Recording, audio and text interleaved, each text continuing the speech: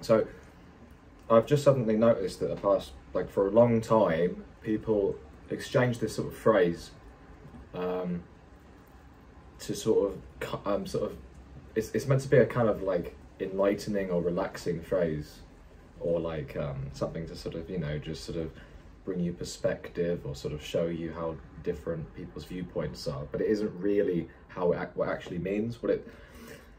And then the phrase is, it's all subjective, or it's all relative, and it's used in a way that's just sort of meant to make you sort of keep your mind open about things, but it really just ends up being a kind of cacophony in the head that leaves you with no direction to move in.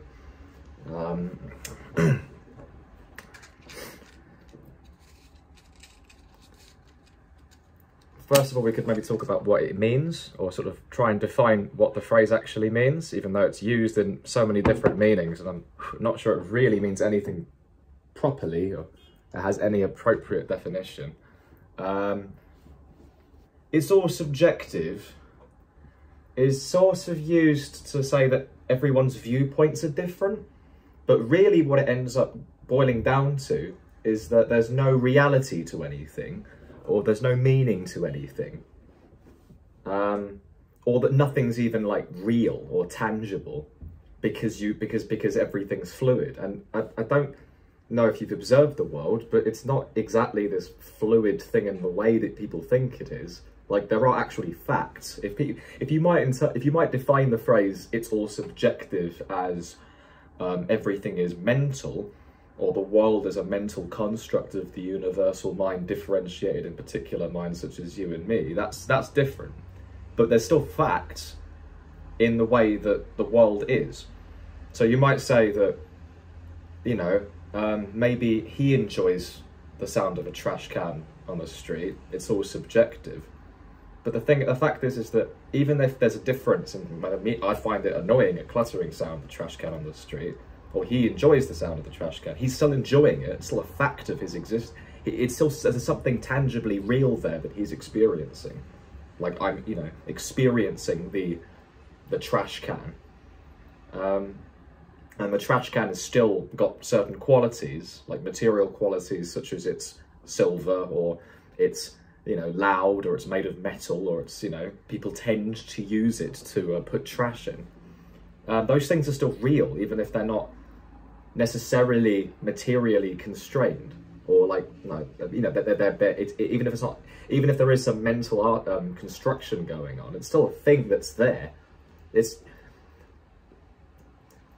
problem is that people sort of use this phrase to sort of dismiss any kind of like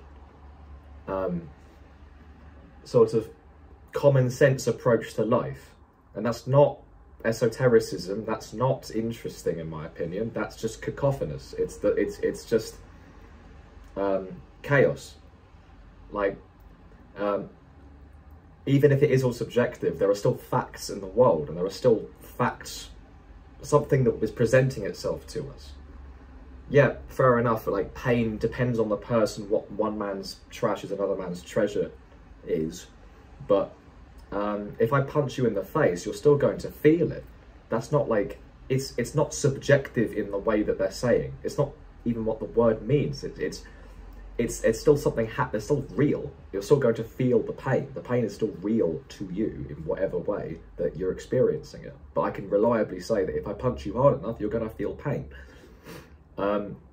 That's a common sense fact of the world. The world isn't divorced from common sense once you start opening your mind to things.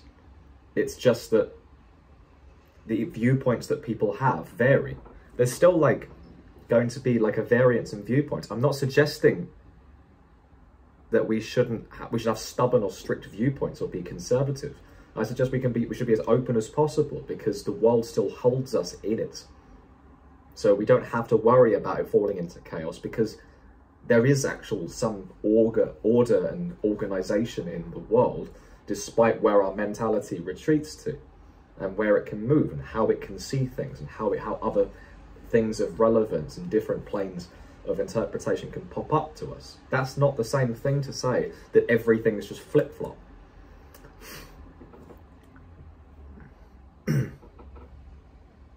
So obviously there's some, you know, one person's upset is going to be another person's happiness.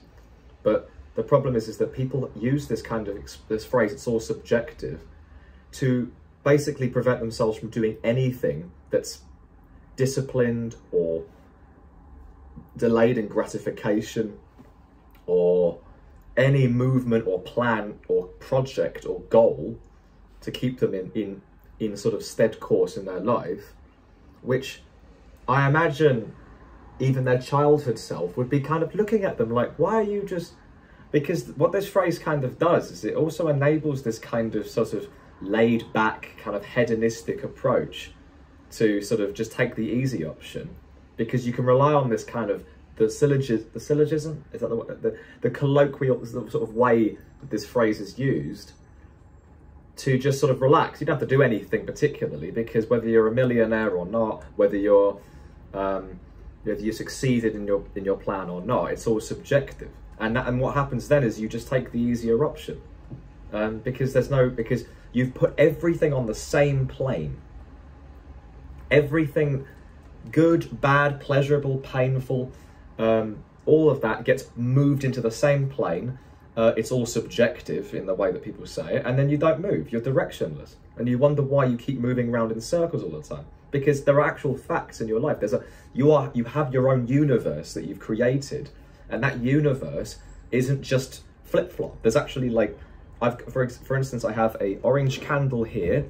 Okay, we don't know what orange really maybe is in the brunt of it. Maybe your orange is different, but this is still an orange candle. I have a cup of tea here.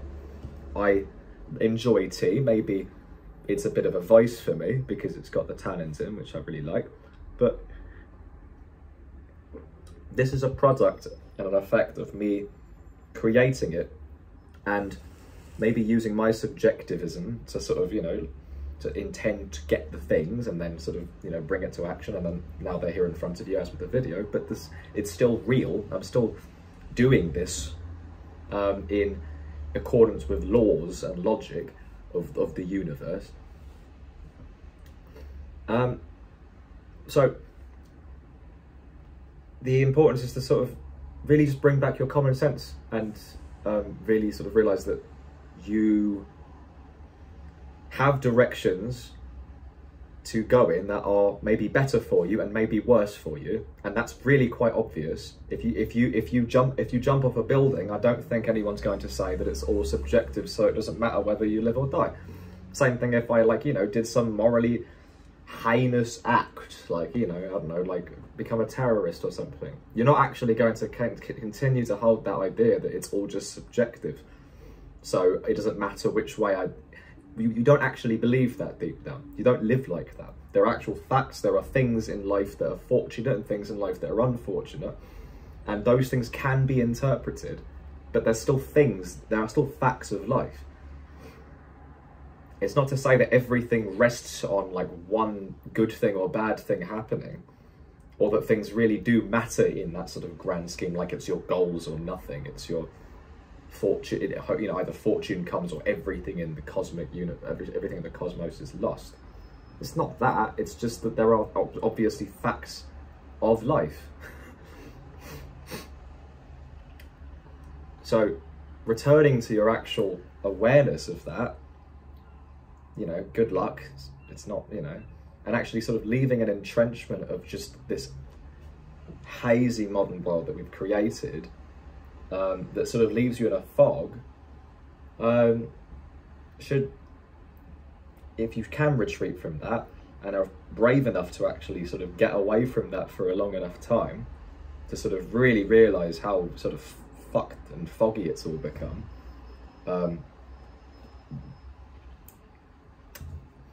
you will remember that there are obviously facts in your life. There are memories that you cherish, you know, sometimes a bit of good, bit of bad, but there's obviously, you obviously are who you are. You haven't been anyone else as far as your memory, as far as your being, specifically your localized being is. You've always been you. You are a certain age, you are in a certain part of your body. You know, metaphysically, it might all be like, who knows what that all is, sort of thing.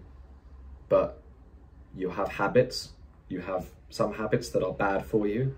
If you eat McDonald's every day for a month, it's probably going to be unhealthy for a human being.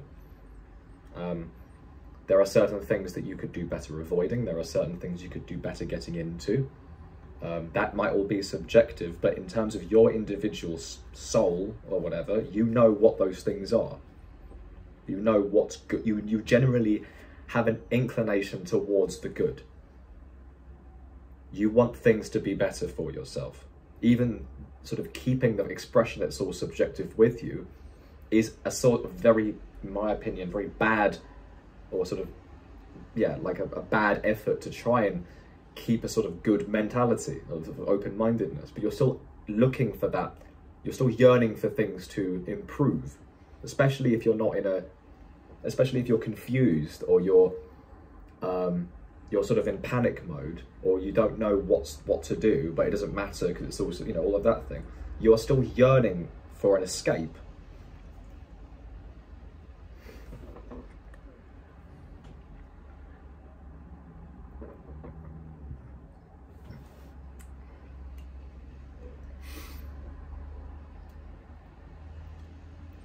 And that escape, or a desire to sort of rebuild your own universe in the way that is actually personalized rather than like commoditized, or like this big abstract social culture thing that we've got going on with social media and stuff. That involves actively being quite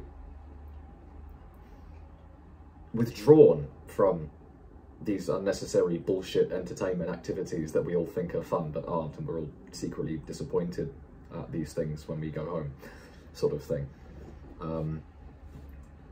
That inclination is difficult. It's not all subjective, but those things are real. Moving away from that stuff, learning dignity and learning how to resolve conflicts in yourself, and striving to be physically and mentally more clear and healthier, and sort of yearning for wisdom and seeing how wise men and sages have lived over the millennia, and learning to be assertive, learning to stand up on your own 2 feet and taking responsibility for what you're doing in life, and being generally competent, not being depressed and anxious, because there's no one really, I don't know many people who actually do like that, or who it benefits, are difficult and noble things to try and attain, or put into your sort of, into your path. It's not all subjective.